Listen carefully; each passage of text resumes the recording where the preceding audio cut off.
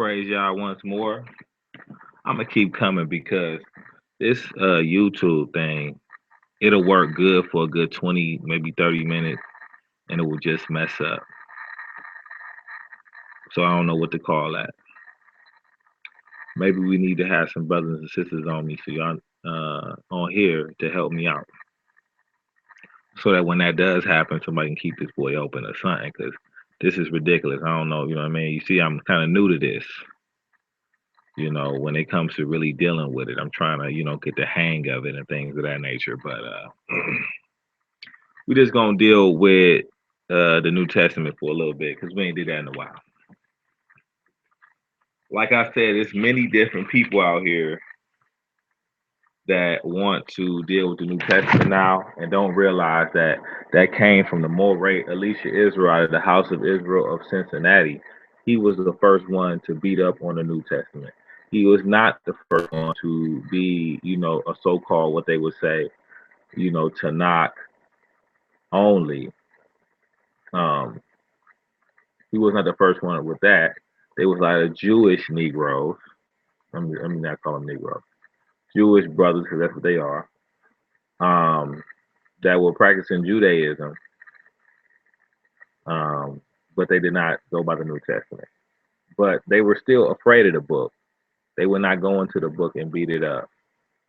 So that's what Alicia did. And a lot of these people out here now, they don't even know that. So I just want to put that out there. Um, all praises go to the mighty Yah, you know, who gave the wisdom, the knowledge, and the understanding to his servant. One of them servants being Alicia, who is now deceased.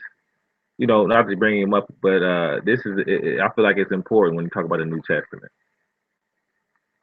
because there was not nobody doing that before him. Now, of course, it's a lot of wickedness in the New Testament. It's a lot of foolishness. A lot of stuff you guys already know this stuff, but for people who don't, I'm just going to let's run through a little bit of it. Okay, we see easily, we go to the book of Matthew, chapter 1 and 16, at the beginning of the book of Matthew, and it says, Then Herod, when he saw that he was mocked, my bad. It says, my bad. And Jacob begat Joseph, the husband of Mary, from whom was born who was called Christ. Now we see that Jacob right here would be Christ or JC, or, that would be his grandfather. It would be Jacob. But you go to Luke 3 and 23.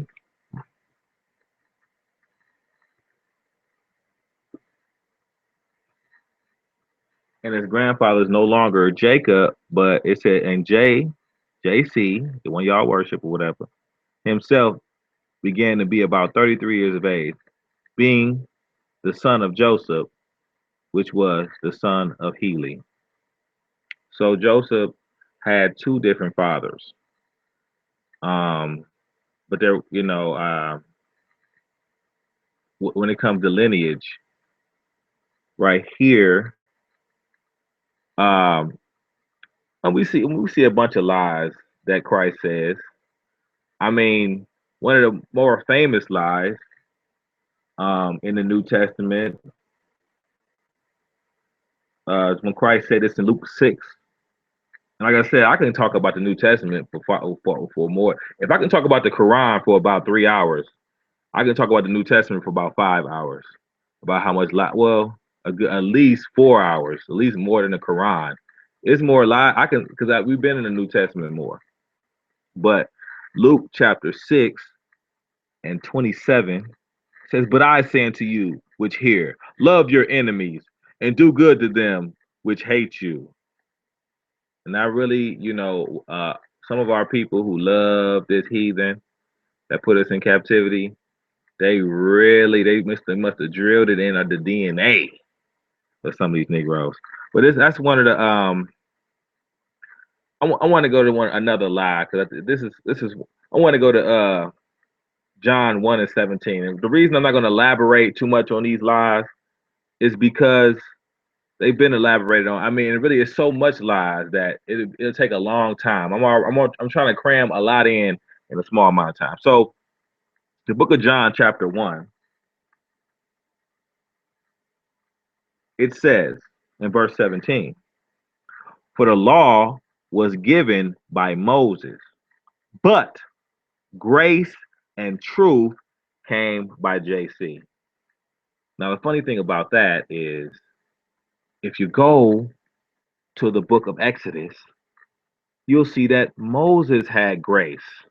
You go to Exodus, even though, it said grace and truth came by Christ, but we're going to see how Moses had grace. And that is the book of Exodus, chapter 33.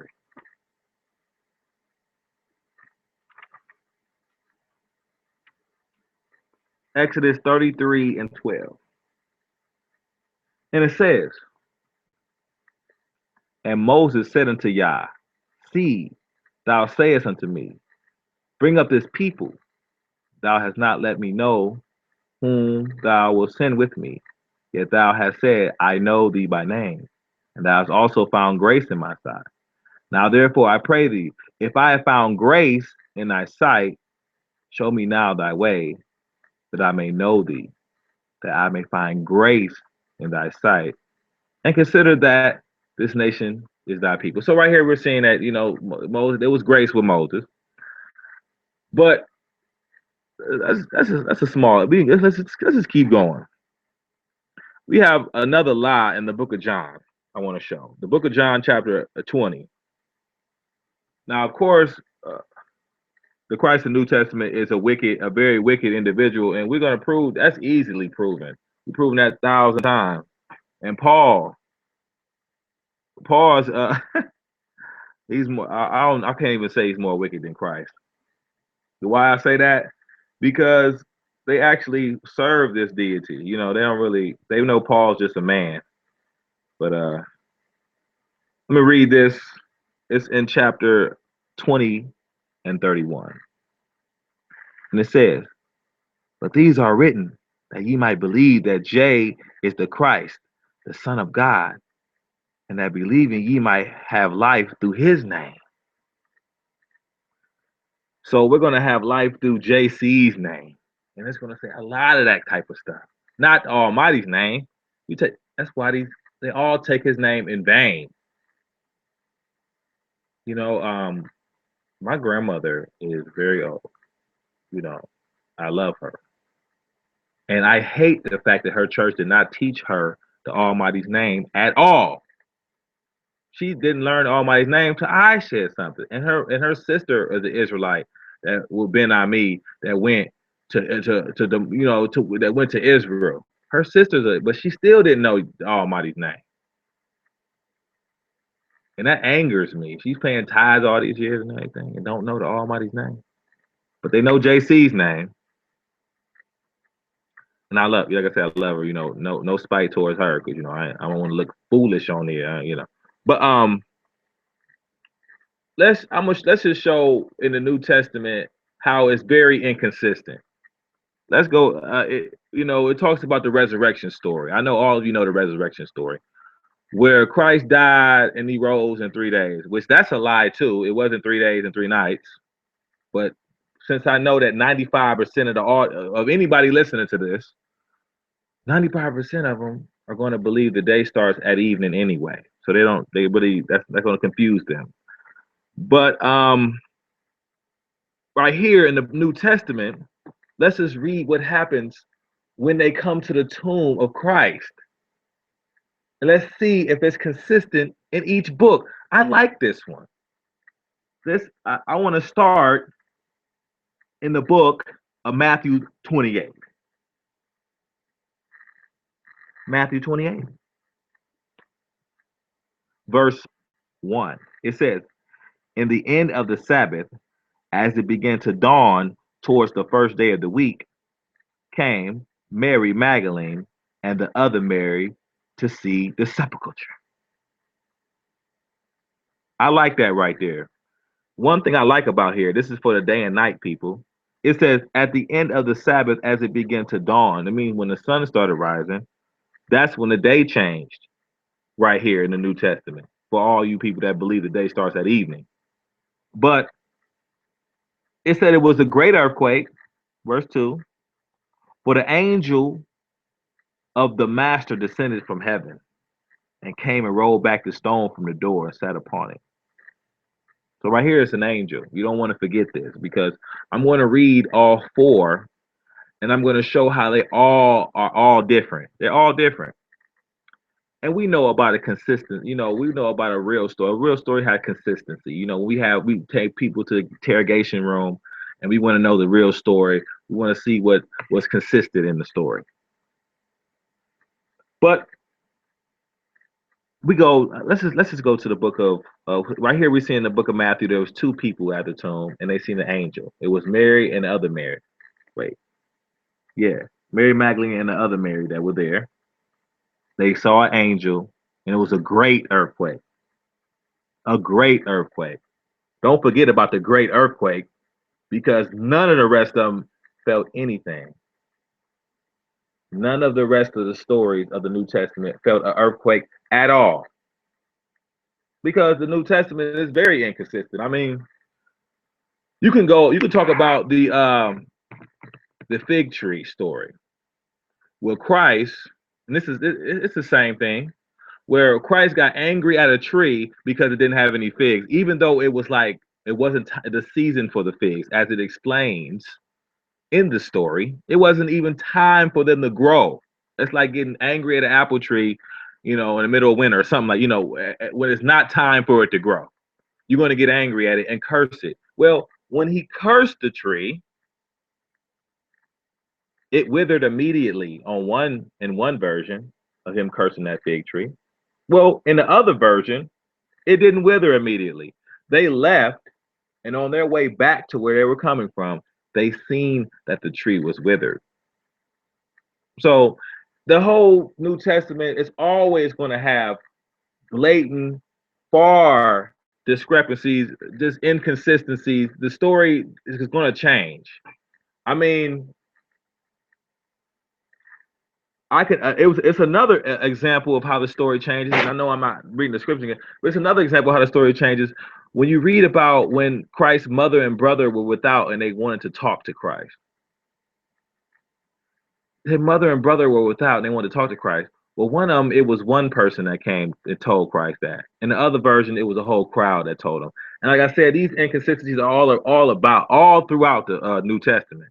I can elaborate and go more, but I want to deal with these four different stories of the resurrection. And as we see, we're gonna go to Mark chapter 16 because in Matthew there was two people, Mary and the other Mary that showed up, and it was an angel and a great earthquake. All right. So in the book of Mark, let's see how many people. And the Sabbath was passed. Mary Magdalene and Mary, the mother of James, and Salome had brought sweet spices that they might come and anoint Christ. And they need to anointing because he was never anointed in the scriptures at all. What somebody threw some oil on his feet or something? He was never anointed like the King David was anointed, like all the priests were anointed. He was never. They need to anoint him while he's dead, a dead body. You gonna anoint a dead body? Go touch a dead body. Go ahead. But very early in the morning, the first day of the week, they came to the sepulchre at the rising of the sun. And they said among themselves, "Who shall roll away the stone from the door of the sepulchre?" And they looked and they saw that the stone was rolled away and it was very great. So there was no earthquake that happened to them. Now, mind you, it's three of them now. It's not two, as the book of Matthew says. It was two. But now it's three people. No earthquake. No earthquake ever took place in this one. And the angel didn't roll. I mean, the angel wasn't there. So the angel can't roll back the stone. So let's see. The stone was just rolled away out of nowhere. It was more people, and they still didn't see who rolled away the stone in this version. Let's keep going. And entering into the sepulchre, they saw a young man sitting on the right side, clothed in a long white garment. So they're not talking about an angel outside of the sepulchre. They're talking about a young man inside. So we got these different versions going on in the New Testament. This is what we're talking about. And we know, like we knew this garbage in the New Testament, all the messianic cats. Man, please, you can never defend the New Testament. Never. It's impossible. It's like that Wu-Tang song. Impossible. You already know that. No, I'm tripping though. But let's go to the book of Luke, chapter 24. Now we see in the book of Matthew there was three people. In the book of Mark, there was four. No wait, I'm sorry. Let me get this straight. In the book of Matthew, there was two people. It was Mary and the other Mary. In the book of Mark, there were three people: Mary, the other Mary, and Salome. In the book of Matthew, there was an angel. In the book of Mark, there was a little boy inside the cave. In the book of Matthew, there was an earthquake, a great earthquake. Don't get it twisted. It ain't no little 3 point whatever earthquake. This is a great earthquake. But in the book of Mark, they didn't feel any earthquake. Okay, let's see if they feel an earthquake in the book of Luke, and let's see how many people it is. Let's go to the book of Luke, chapter 24.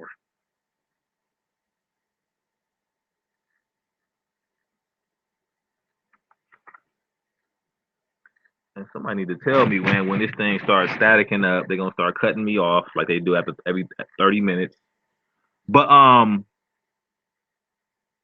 the book of Luke, chapter 24, verse 1, it says, now upon the first day of the week, very early in the morning, they came into the sepulchre, bringing spices which they had prepared, and certain others with them. They found the stone rolled away from the sepulchre. So, in the book of Matthew and in the book of Mark, they came to the tomb and the stone was sitting there, and they had to some way and somehow they had to move that stone. They had to remove that stone some way. In the book of Matthew, an angel did it. In the book of Mark, all of a sudden it rolled away by itself, whatever. In this version, they came to the tomb and the stone was already rolled away. They didn't have to wonder what's going to happen to it. It was already rolled away in this version. All right, let's get a clear understanding. Um, and they entered in and found not the body of JC. And it came to pass, as they were much perplexed of thereabout, behold, two men stood by them in shining garments. So it's not one angel, as the book of Matthew says in the book. It's not one angel. And it's not a little boy, as the book of Mark says. And remember, the angel was outside the tomb because he rolled back the stone. The little boy was inside the tomb. And now we got two men in shining garments inside the tomb. It ain't a little boy, it's two men. Okay, let's keep reading. And they were afraid and bowed down their faces to the earth and said to them, we seek you the living God among the dead. Let's see. Let's get to the good part. In verse 10, it says how many people were there. As we know, in the book of Matthew, it was two people. In the book of Mark, it was three people. Let's see what it says in the book of Luke. Verse 10. It was Mary Magdalene and Joanna and Mary, the mother of James. So that's 1, 2, 3. And other women that were with them. So it says other women. So it can be about two other. So we already named three people right there. But then it said and other women. Now we're going to put Salome in there because Salome was in the other one. So that's 4. Now other women could be adding one more person or adding a lot more than one. Now if they only added one more person because they said women, which is plural, that would be 5 people. 5 people that, at least 5 people that are in the book of Luke. Okay? So we got the book of Matthew, 2 people, the book of Mark, 3 people, the book of Luke, 5 or more, because women could be 5, so we're going to say 2. The women could be 5 or more. Now, but I'll be back momentarily.